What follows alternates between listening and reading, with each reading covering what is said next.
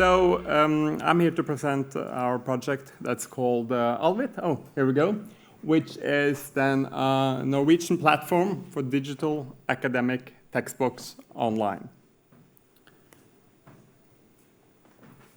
Why are we doing Alvit? Currently, there are very few, almost none, digital academic textbooks in Norway. Meaning that any student that has Norwegian books on their curriculum has no means of accessing this digitally. There are platforms for international content, particularly English, but that's dominated by the large international actors. So what's been there now for several years, which has gotten stronger and stronger, is a real push from the academic libraries, but also then from the Minister of Education to digitalize the sector. But it's always been a little bit hen and egg situation, because there's been no good platform to do this on.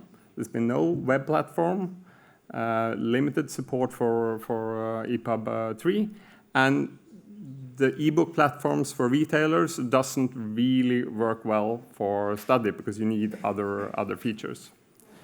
And so, no content, no platform, no content. And now we are doing both together with the publishers. A few words about Bokbasen and why we are a little bit in a special position to build this as a platform. So we are owned by the largest publishers, but we are open to any publishers on equal commercial terms. We are actively engaged in the standards community, both EDRLab and Readium, but also with Editor on Onyx and the supply chain side. And we own and build and sell the largest metadata database in Norway. So we have the complete catalog of a high quality. We're also the distribution central. So we are the digital distributor for ebooks and audiobooks, meaning for this project that we actually have the content already in our databases. And lastly, we also have the back-end processes for most of the digital lending that's done in Norway. So when libraries have customer-facing platforms for lending out ebooks, we also have the back-end that's making sure that the transactions are going well and people are getting paid, etc. So a little bit about the business model of Alvit before I go into the actual solution. So one key thing for us is that we are not a retailer. All transactions on the platform is directly between the consumer or the library to the publisher. So in many ways, when we try to compare with something, we say that we're kind of like eBay. So we provide a platform. Anyone can put content there, and the transaction then is in between those parties. We support different models. So we do direct sales to students. That is either traditional sales, which is basically a lifelong license, or also temporary licenses, which are typically anything between 6 or 12 months. But this is all controlled by the publisher, which model they want to give to the user. In addition to that, which is key for driving this in the institution, is that we also support library sales. So we have a separate platform where the libraries can go in and buy library licenses. And there's a plethora of various models that they can be bought in, maybe too many. But there are things like, so they can, for instance, buy a 1-year license with 1 user concurrency. They can buy a lifetime license with 1 concurrency. There is paper loan models, so where you just pay as you go. And there are also various packaging of various sizes and concurrency. Downside, it gets a little bit complicated for the libraries. Upside is the publishers can really try various business models on how they want to sell content through libraries. So for the platform, what happens then is when a library buys these licenses, Automatically, the content is available for free with the restrictions of the license on the Alvit platform for the students.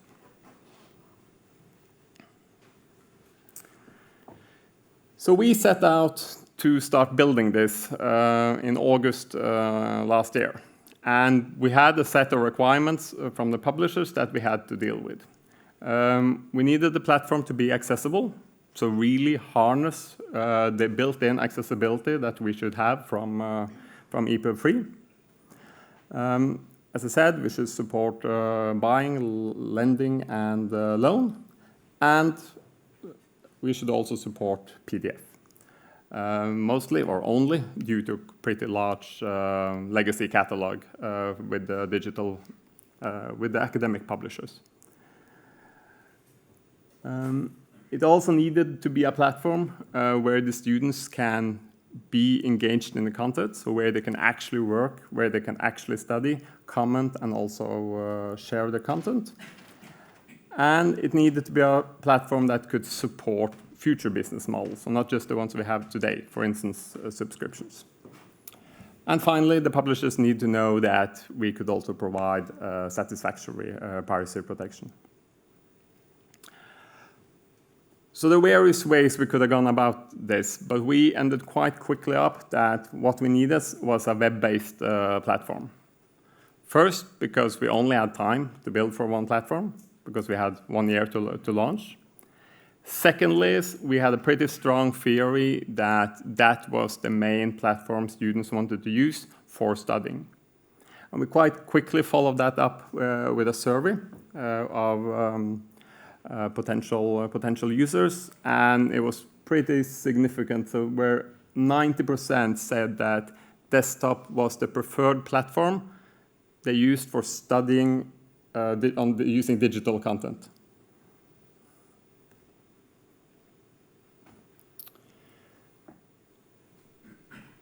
So now it was clear we wanted to build an entire ecosystem that could support all this.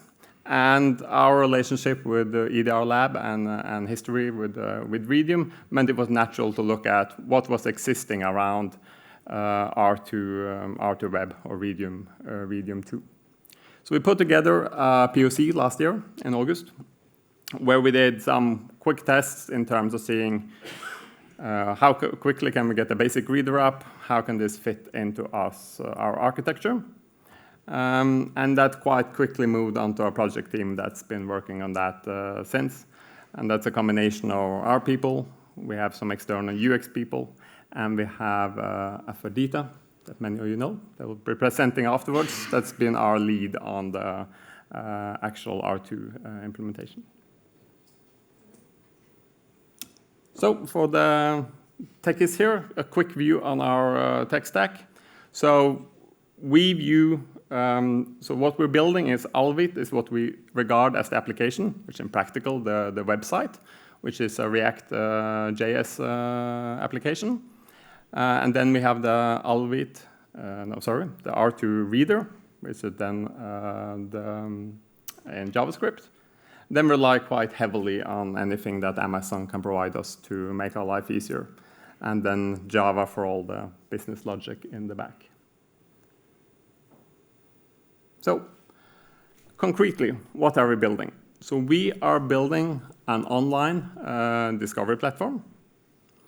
We are building processes for acquisition, so buying and lending. We are building a full-text search engine for ebooks, and we're building readers for PDF and EPUB. In addition, our readers need to have functionality like bookmarks, highlights, and commenting, and also the basic reading settings that you know. And we also need some, to begin with, quite basic, but there also needs to be feature for sharing. So sharing your notes with your fellow students, maybe even sharing, for instance, a professor sharing the notes with its own students and things like that. So I'm going to go a little bit more into detail in a couple of those features. So first, full-text search is an interesting one. So we're using full-text search now as more and more as a discovery tool. This is actually a byproduct of the fact that in order to provide search within a single book, which is kind of a minimum requirement, but when you are trying to limit the ability of piracy, you can't just take the entire book up in the browser, because then you're kind of giving people the entire content. So we had to build a way to do search inside the book in the server backend. And when we did that, and that was done in a scalable manner, suddenly we had the ability to also use this from a discovery perspective. So you can search the content in any of the books and use that to find which books you're interested in.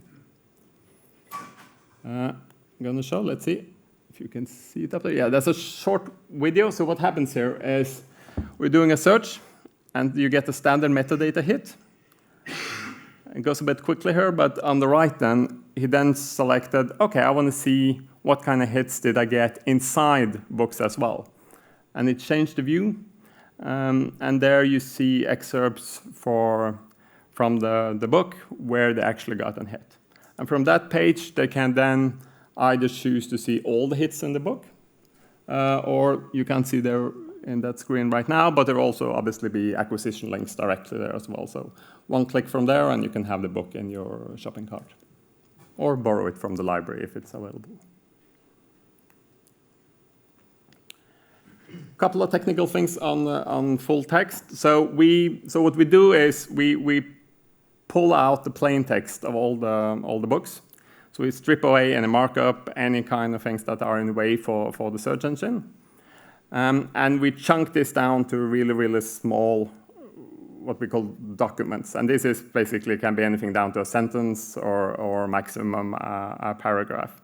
And we chuck this down into our search backend. And it means that things grow quite quickly. So when we've done our ingest now, we tested with 12,000 books, and then we end up with 30 million records. So it's quite a large amount of data to go through. But it gets quite interesting results. So we're looking forward to spending more time on this. Reader. So before we go into EPUB, I want to say a little bit, because it was a little bit of a curveball when we got started, that the publisher said, oh, by the way, you also need to support PDF. Okay. PDF in the browser, not really great. So we started off trying to find, okay, so how can we do this as easy as possible, still get a good result, and also with the idea that this is not what we're going to have for the future, because everything new is going to be EPUB. So here we ended up on a commercial product, which is called PSPD PDF Kit, which from an architecture perspective is quite similar to Readium. So it fitted quite nicely in where we go. You have a server streaming backend and a JavaScript client that is rendering it's not really rendering the PDF, but it's rendering the content of the PDF in a way that looks good in a browser. So for us, this gave us a quick way of getting PDF support up and running.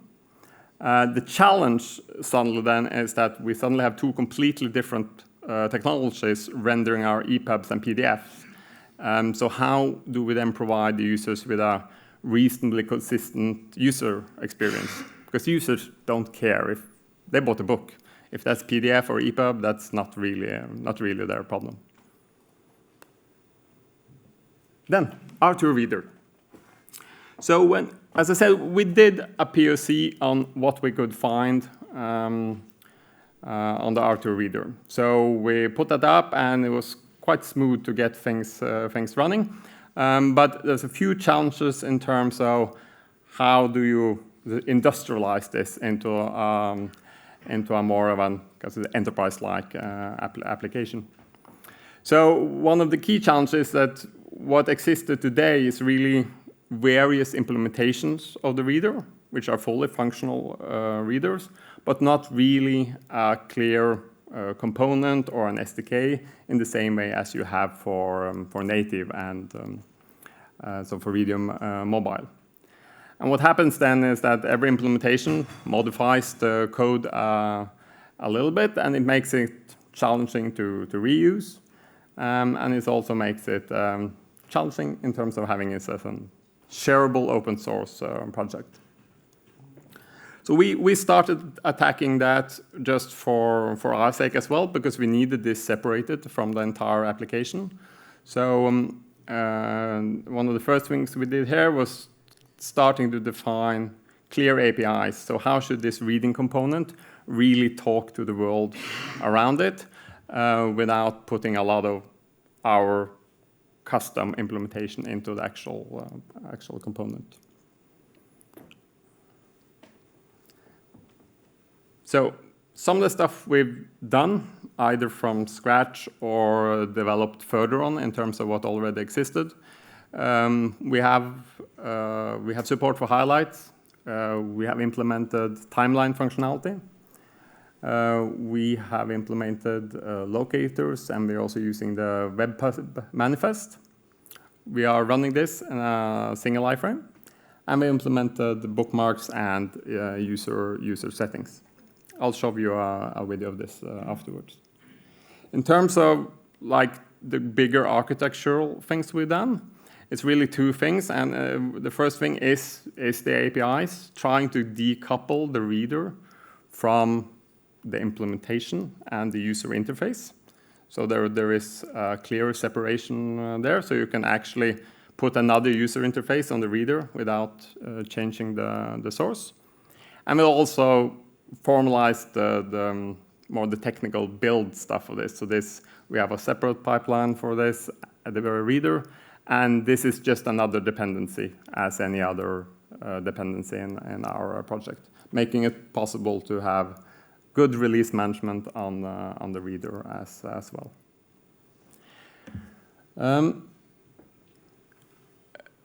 Couple of things on what we did on the UX. As I said, we separated out a lot of the user interface, and there was two things that were important for us there. One thing is that we were able to reuse this design system we already had. So there's a lot of design components on the web page, which fonts you're using, all the icons, all the colors, so we could reuse those. And also, we can now make common components so that we can use both for PDF and for EPUB. And since they only were talking to the reader APIs in the background, at least trying to make the user experience fairly similar where possible.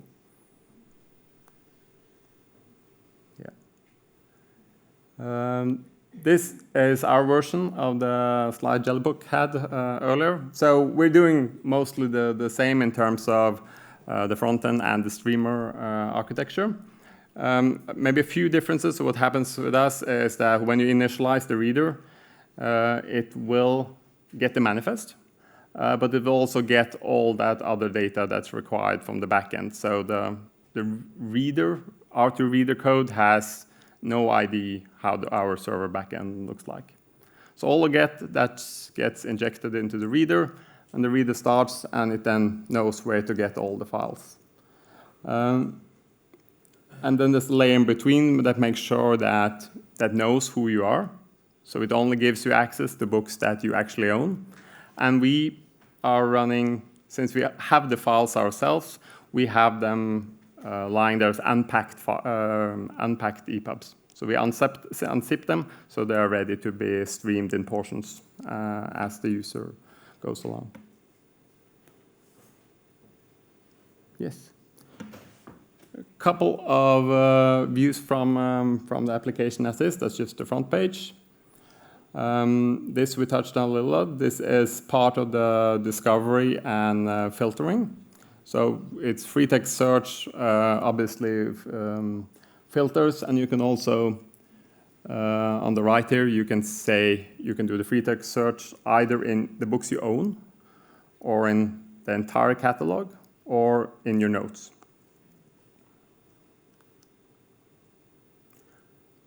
Couple of images from the reader. Here you see an example, our implementation on timeline. I don't have a laser here, do I? No. So on the left there, you see the timeline of the book. And you see they are different heights, so that is based on the percentage of the entire book. So they are a long chapter will have a longer marker. And if you do mouse over on those, you will also see the title. And you can use that for navigating in the book, but it also gives you a visual ID on how far you've gotten. Same thing in dark mode, and you also see the settings, where we also have font selection. And the toolbar, which is mostly a representation. What you see now is a representation from the manifest. It shows the chapters and the parts of the book, but it's also more dynamic data that we'll see here. So this is a short demo of the highlight and the commenting feature. So you see now you do a comment, you just mark the text, you can choose the color or go straight on to making a note. For highlighting, you choose which color you want and just do a highlight.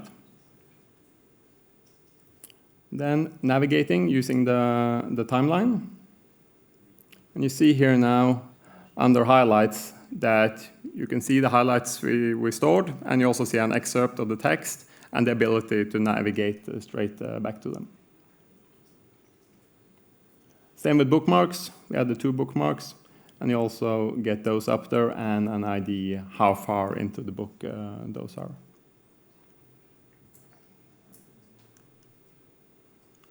Okay, last slide. So we are launching in August. So universities start in mid-August in Norway, so we have to be ready by then. The same time, we are starting native projects. So we will have native versions for the students sometime next year. And that will also be our first implementation of LCP, which has some other interesting notes. Since we also deal with traditional sales for retailers, it's also quite interesting to see if we can do something for LCP in the traditional retail environment. We're also starting another native project, which is going to be based on a lot of the same features, but slightly different branding. We'll be launching apps for public libraries, which is quite a significant increase in user base for us, because that's potentially almost half of Norway have access to lending books in libraries. And as Laura mentioned in the beginning, we've also started talking on how we can contribute back some of the work that we've done with the reader. So we hope to work together with EDRLab and make a plan for that by end of this year. Thank you.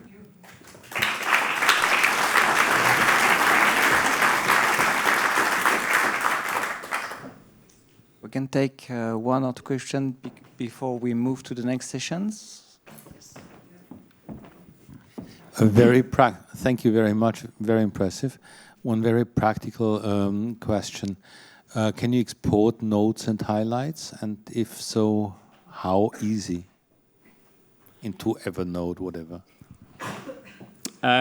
Yes, you will. I don't think that feature has reached all the way up yet. But in which format you'll export and things like that, we haven't settled. But there will be a page where you can see all your notes and all your highlights, and within some limitation in terms of how much text you can copy, you will still have your notes and highlights even after you lost access to the book.